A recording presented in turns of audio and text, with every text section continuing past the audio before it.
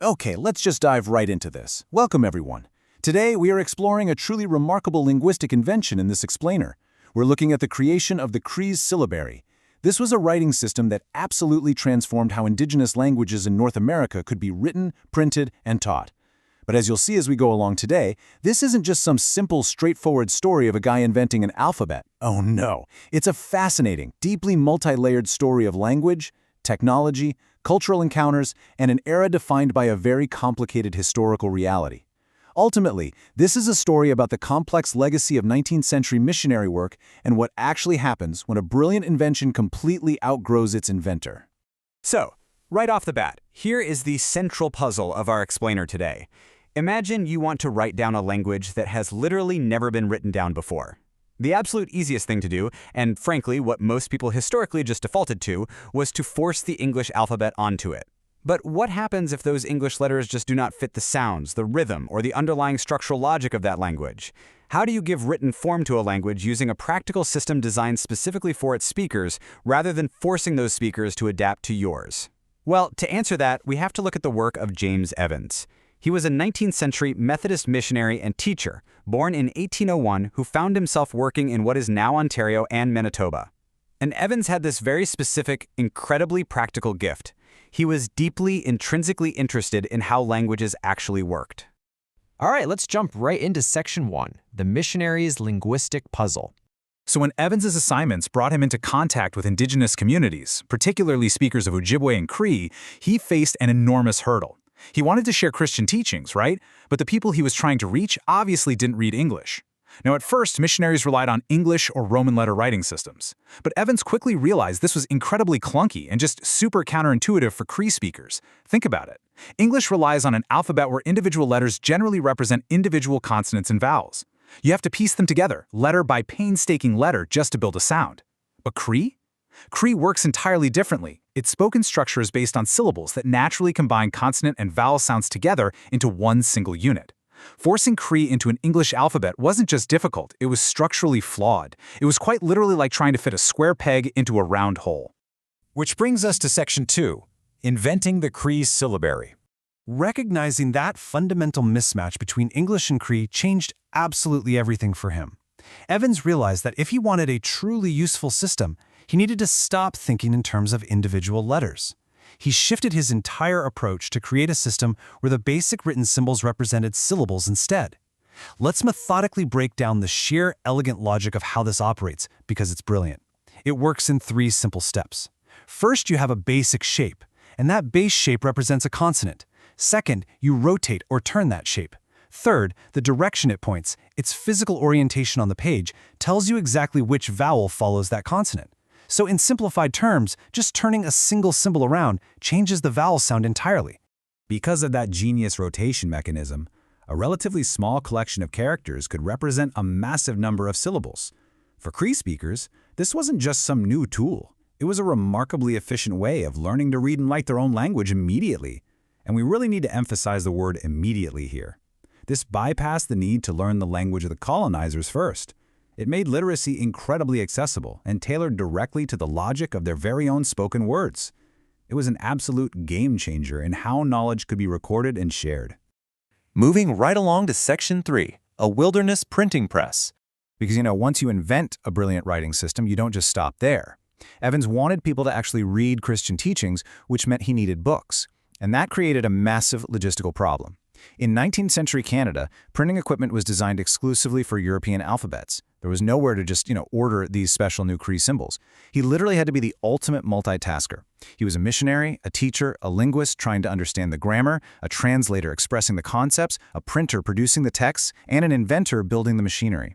He was an incredibly resourceful, almost MacGyver-like figure. His linguistic work created the need for new printing technology, and his inventive mind built that technology entirely from scratch just to spread literacy. To put that into perspective, he was hundreds of kilometers from major European printing centers, operating in near total isolation from industrial manufacturing.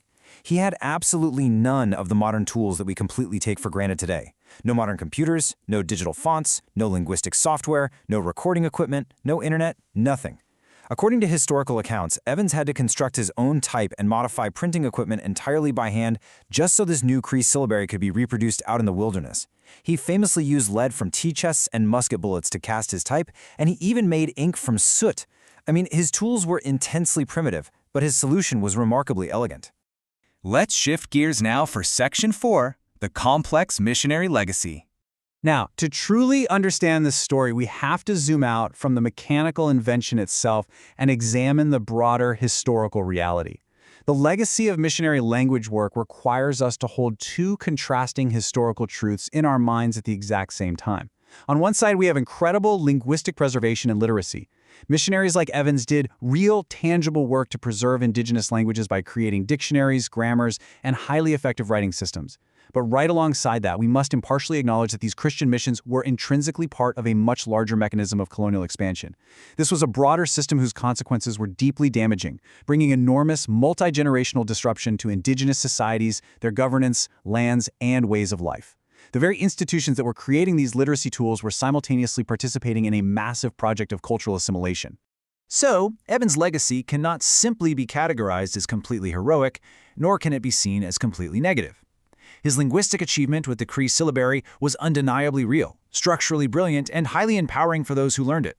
Yet, the overarching missionary project that he dedicated his entire life to existed within an undeniably damaging colonial framework. Recognizing both of these realities side by side doesn't diminish the history. Instead, it gives us a much more honest, nuanced, and complete picture of his life, his work, and the incredibly complicated era he lived in. And that leads us to our final part, Section 5, an Indigenous Literacy Revolution. Which brings us to the ultimate resolution of this story. What actually happened to this invention over time? You see, James Evans' life was quite short. He died in 1846 at Norway House in present-day Manitoba. He was only about 45 years old. But while his life ended early, his invention absolutely did not. In fact, it sparked a full-on revolution. Initially, Evans designed the syllabary specifically to translate and print religious teachings, but once indigenous communities actually got this tool in their hands, they took it and ran with it. They didn't just use it for Bibles, they used it to write personal letters to loved ones. They used it to record traditional songs that had previously only ever been spoken out loud. They shared vital community information, recorded their own stories, and created their own educational materials. The writing system transformed completely. It ceased to be merely a missionary's tool and blossomed into a profound, empowering vehicle for indigenous literacy and self-expression. And its reach expanded incredibly far across the continent. The sheer brilliance of Evans's underlying principle was its immense adaptability. Instead of inventing a completely new alphabet for every single language encountered, the base logic of the syllabary could just be modified. It spread like wildfire across the Algonquian language family, being adopted and tailored for Ojibwe, Naskapi, and Oji Cree. But its utility was so undeniable that it even crossed into entirely different language families. It was brilliantly adapted for Inuktitut, all the way up in the far north. So, this brings our narrative full circle. And honestly, it is perhaps the most triumphant and remarkable part of this entire history. An invention that was created by one single missionary, living remotely and handcrafting his own printing type out of musket lead, eventually became something that fully belonged to the people.